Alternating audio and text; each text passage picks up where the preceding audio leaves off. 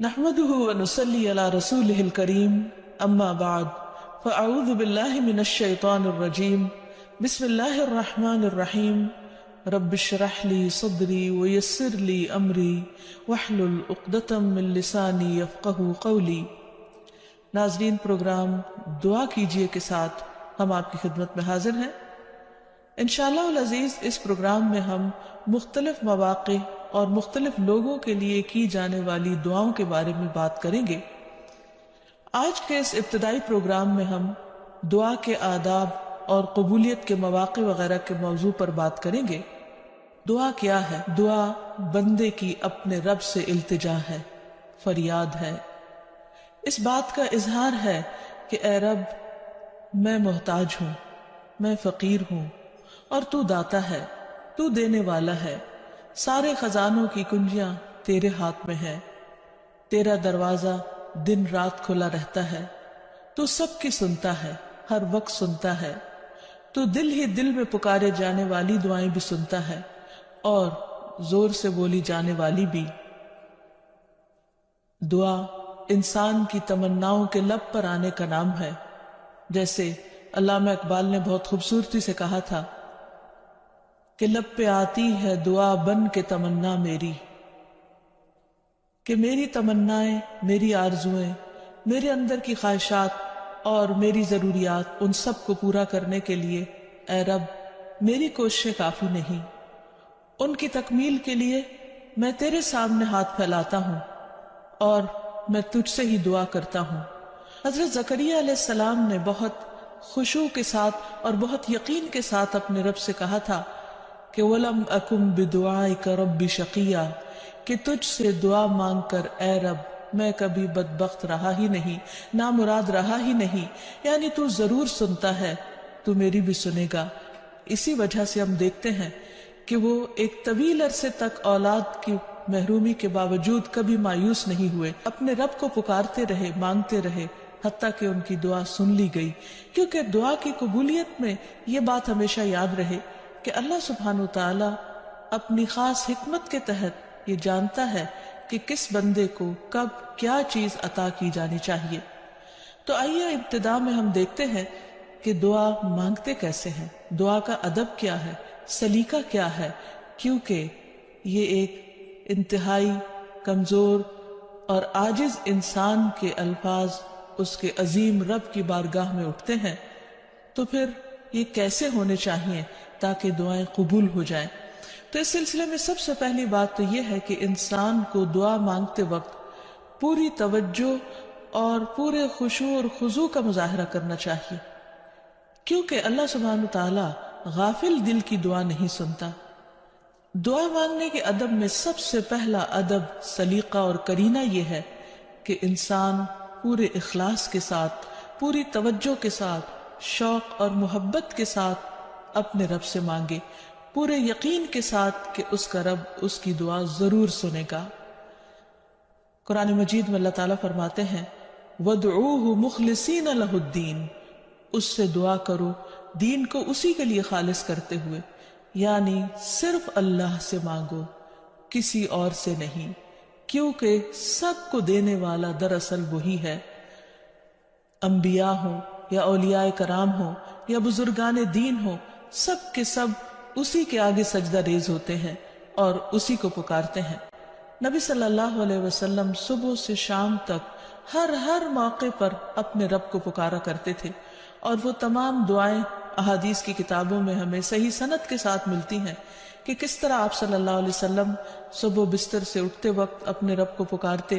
پھر نماز میں کون کون سی دعائیں مانگتے، پھر اسی طرح کھانا کھانے سے پہلے، کھانا کھانے کے بعد، یہاں تک کہ اگر چھینک آئے تو اس وقت کیا پڑھا جائے، اور اسی طرح رات کو سوتے وقت، اور بے شمار مواقع کی دعائیں، اور اس کے علاوہ بھی نبی صلی اللہ علیہ وسلم کی دعائیں بہت ہی خوبصورت انداز میں مختلف کتابوں میں ہمیں ملتی ہیں، جس سے ہمیں دعا مانگنے کا سلیقہ اور ادب پتہ چلتا ہے، کیونکہ نبی صلی اللہ علیہ وسلم اللہ کے محبوب تھے، اور کس طرح اللہ کے محبوب نے اپنی عاجزی اور انکساری کا اظہار اپنے رب کے حضور کیا ہے، وہ ہمارے لیے ایک بہترین نمونہ ہے۔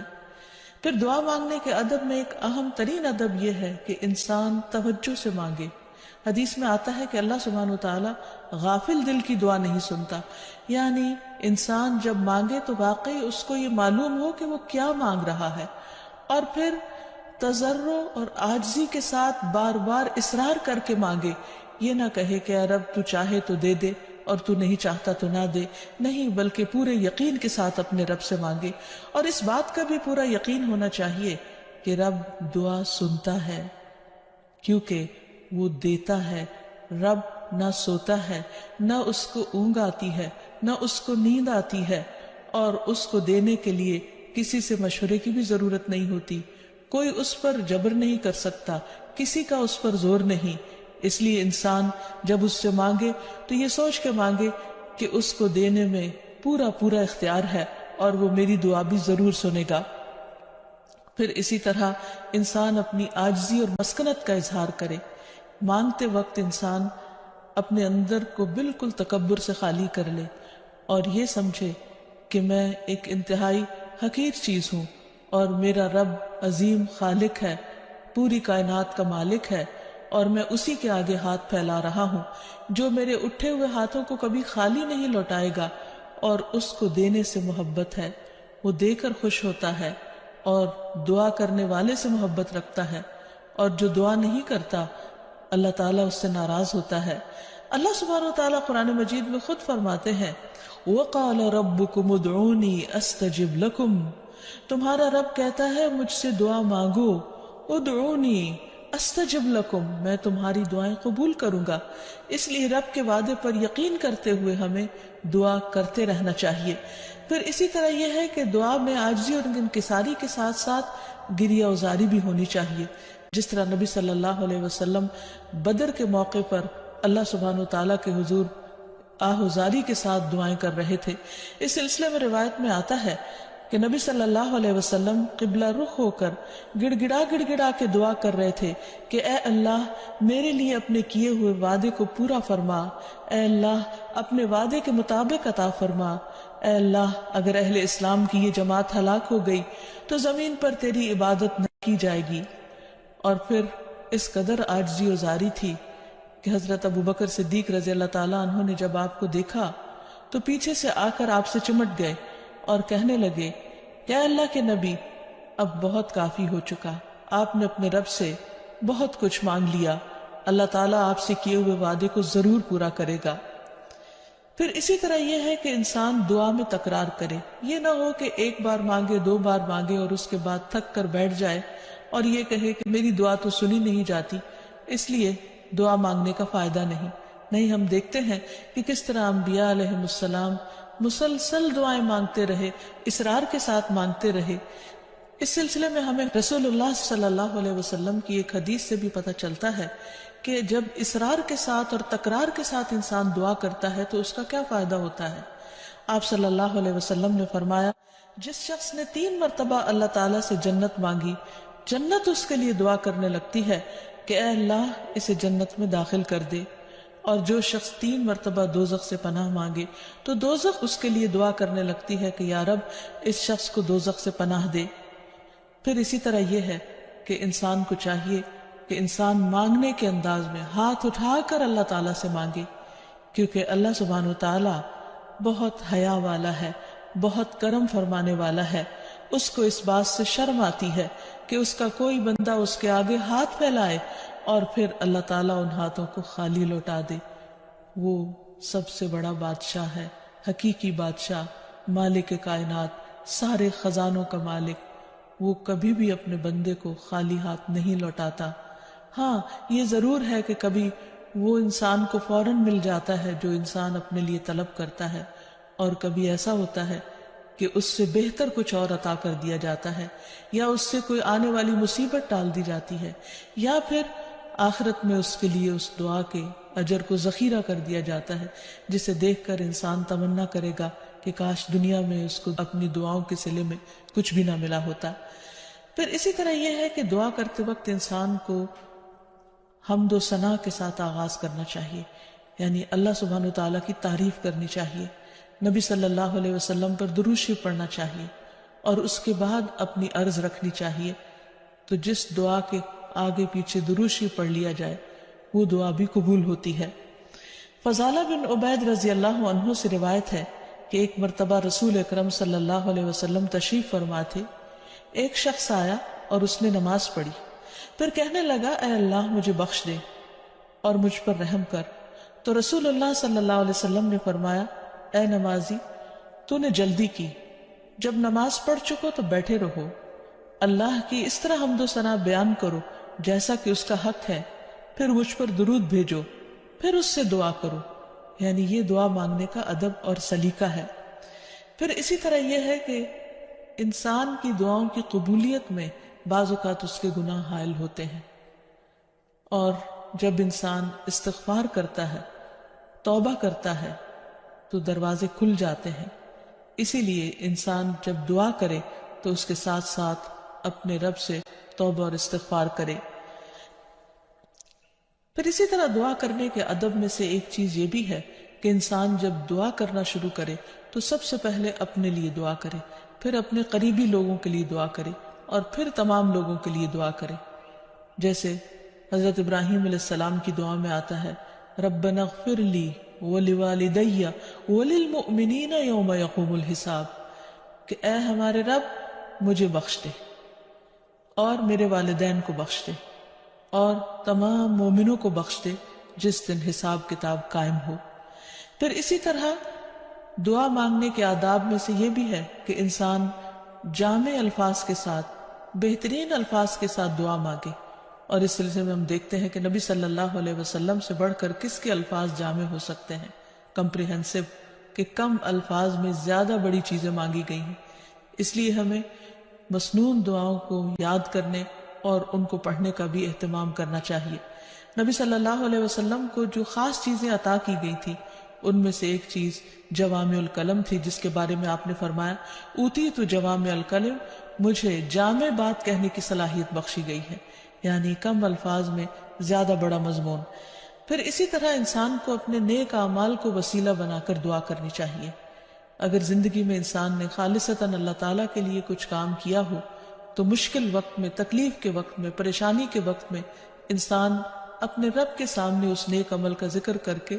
اس کے وسیلے سے دعا کرے۔ جیسے ہمیں ایک حدیث سے پتہ چلتا ہے کہ کچھ لوگ کہیں سفر پر جا رہے تھے تو راستے میں بارش شروع ہو گئی، بارش سے بچنے کے لیے انہوں نے غار میں پناہ لی، تو اتنے میں ایک بڑا پتھر لڑک کر غار کے دروازے کے آگے آ گرا اور غار کا دروازہ بند ہو گیا، اور اس طرح وہ باہر نہیں نکل پا رہے تھے۔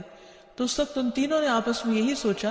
کہ ہم اپنے اس عمل کو سامنے رکھ کر اللہ تعالیٰ سے دعا کرتے ہیں جو خالصتاً ہم نے اللہ تعالیٰ کی رضا کے لیے کیا۔ تو بہرحال تینوں نے اپنے اپنے نیک عمل کا ذکر کیا، جس کی بدولت ان کی دعا قبول ہو گئی اور غار کے پتھر ہٹ گیا جو کہ بظاہر ناممکنات میں سے تھا، اور اس طرح وہ لوگ وہاں سے نکل آئے، ادروائز ان کی زندگی بھی خطرے میں تھی۔ پھر اسی طرح یہ ہے کہ اللہ تعالیٰ کے خوبصورت ناموں کو وسیلہ بنا کر دعا کرنی چاہیے۔ قرآن مجید میں آتا ہے وَلِلَّهِ الْأَسْمَاءُ الْحُسْنَى فَادْعُوهُ بِهَا، اور اللہ کے لیے ہیں اچھے اچھے نام، بس اسے پکارو ان ناموں کے ذریعے، یعنی ان کے وسیلے سے۔ تو اللہ سبحانہ وتعالیٰ کے نام مختلف دعاؤں کے آخر میں بھی آتے ہیں، اور اس کے علاوہ اللہ تعالیٰ کے ان سارے ناموں کو پڑھ کر بھی دعا کی جا سکتی ہے، یا پھر کسی خاص نام کے ساتھ بھی اس کو پکارا جا سکتا ہے۔ جیسے عموماً ہم یا اللہ تو کہتے ہی ہیں، یا پھر یا رب، یا رحمان، یا رحیم، یا کریم، یا ذی الجلال والاکرام، یا حی یا قیوم برحمتک استغیث۔ ان اچھے اچھے ناموں کے ساتھ اللہ تعالیٰ کو بار بار پکار کر دعا کرنے سے دعا قبول ہوتی ہے۔ پھر اسی طرح اگر کوئی شخص باوضو دعا کرتا ہے تو اس کی دعا بھی قبول ہوتی ہے۔ اس سلسلے میں ہم دیکھتے ہیں ابو عامر رضی اللہ عنہ جب شہید ہوئے تو ابو موسیٰ اشعری رضی اللہ عنہ نے آ کر نبی صلی اللہ علیہ وسلم کو اس کی خبر دی اور کہا کہ ابو عامر نے کہا تھا کہ آپ صلی اللہ علیہ وسلم سے کہنا کہ میرے لیے استغفار کریں۔ آپ نے پانی طلب فرمایا، وضو کیا، پھر ہاتھ اٹھا کر دعا کی، اے اللہ عبید ابو عامر کی مغفرت فرما۔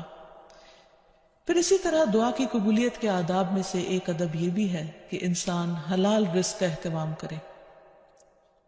نبی اکرم صلی اللہ علیہ وسلم نے ایک شخص کا ذکر کیا کہ وہ طویل سفر کرتا ہے، پریشان حال ہے اور خاک آلود ہے اس کے بال اور اس کا لباس، اور وہ بہت تھکا ہوا ہے اور اپنے ہاتھ آسمان کی طرف اٹھا کر کہتا ہے یا رب یا رب، لیکن اس کی دعا کہاں سے قبول کی جائے؟ اس کا کھانا بھی حرام کا، اس کا پہننا بھی حرام کا، اور وہ حرام پر ہی پرورش پایا، تو اس کی دعا کہاں سے قبول ہو؟ تو اس سے یہ پتہ چلتا ہے کہ انسان اگر یہ چاہتا ہے کہ اس کی دعائیں قبول ہوں تو وہ اپنے کھانے پینے اور اپنے لباس اور اپنی زندگی میں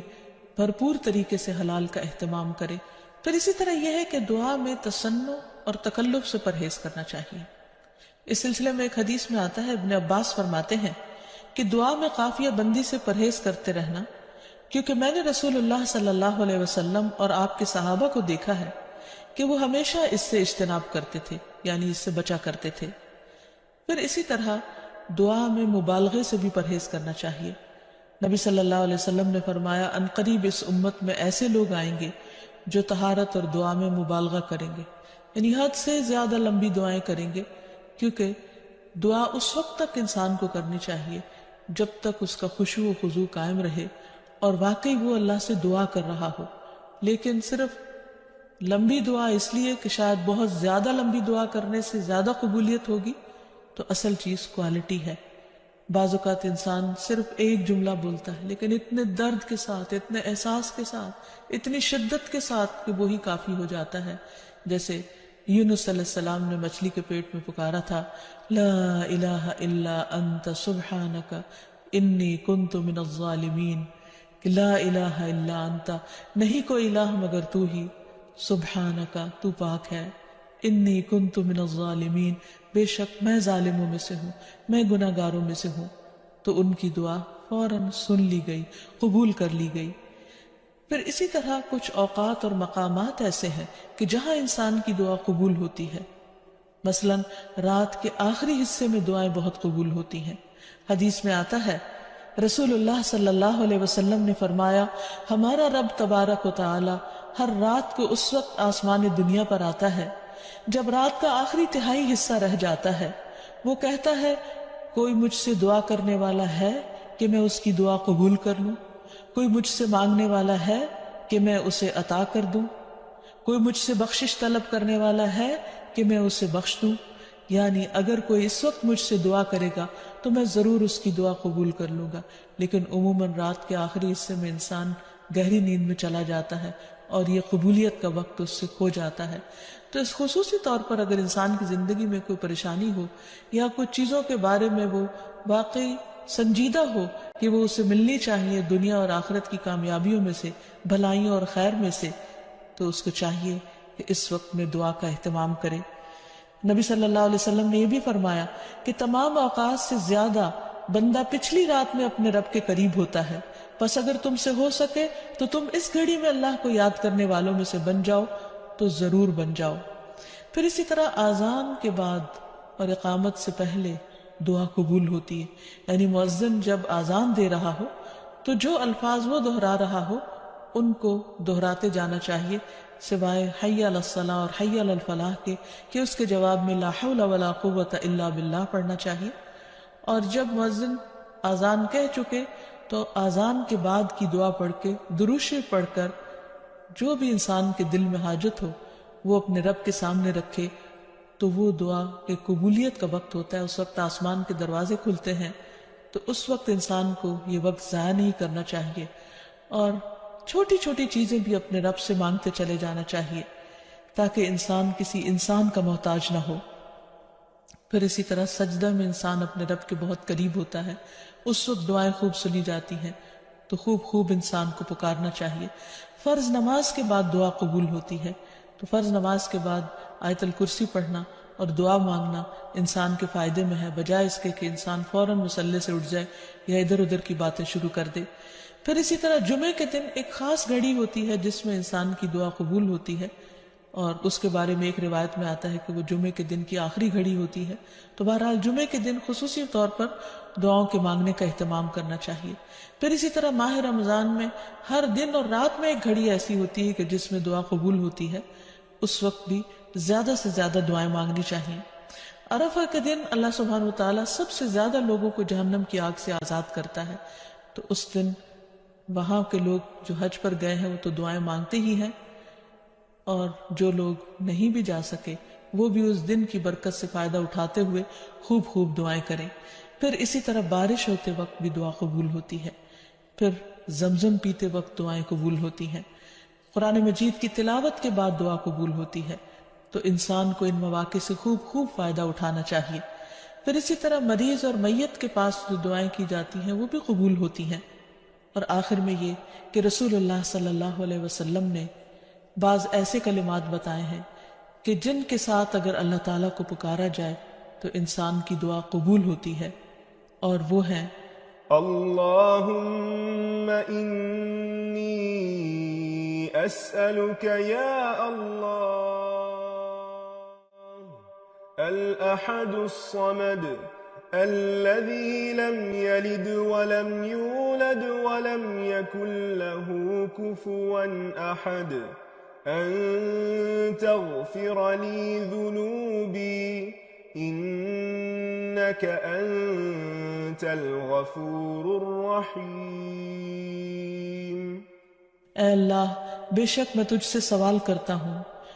اے اللہ جو اکیلا ہے، بے نیاز ہے، ایسی ذات ہے جس نے کسی کو جنم نہیں دیا اور نہ ہی وہ جنم دیا گیا اور نہ ہی اس کا کوئی ہمسر ہے، یہ کہ تو میرے لیے میرے گناہوں کو بخش دے، بے شک تو بہت بخشنے والا نہایت مہربان ہے. تو نبی صلی اللہ علیہ وسلم نے اس شخص کے بارے میں جو یہ دعا پڑھ رہا تھا، آپ نے 3 بار فرمایا کہ اس کو بخش دیا گیا، اس کو بخش دیا گیا، اس کو بخش دیا گیا، کیونکہ اس نے اللہ سبحانہ وتعالیٰ کی ان صفات کے ساتھ، ان ناموں کے ساتھ اللہ تعالیٰ سے دعا کی تھی. تو اللہ تعالیٰ سے دعا ہے کہ وہ ہماری دعاؤں کو بھی سن لے اور ہمیں قبولیت کے اوقات سے بھرپور فائدہ اٹھانے کی توفیق دے اور ہمیں دعائیں مانگنے کے آداب سکھا دے. وآخر دعوانا ان الحمد للہ رب العالمین. السلام علیکم ورحمۃ اللہ وبرکاتہ.